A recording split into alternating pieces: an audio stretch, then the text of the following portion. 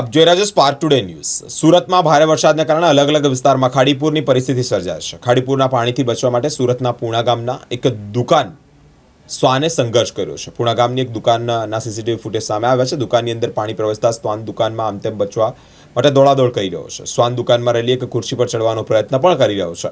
ખુરશીની height વધારે હોવાને કારણે શ્વાનને ખુરશી પર ચડવામાં સંઘર્ષ કરવો પડે છે। શ્વાનનું મોઢું અને બે પગ ખુરશી ઉપર આવી જાય, પરંતુ પાછળના બંને પગ ખુરશીમાં ફસાઈ જાય છે। થોડા સંઘર્ષ બાદ શ્વાન ખુરશી પર ચડવામાં સફળ થાય છે। 4 થી 5 કલાક સુધી આ શ્વાન એક જ ખુરશી પર બેસેલું રહે છે। દુકાન માલિકને પાણી ભરાયા હોવાની જાણ થતાં જ તાત્કાલિક દુકાને પહોંચે છે, શ્વાનને ઘરે લઈ ગયા છે।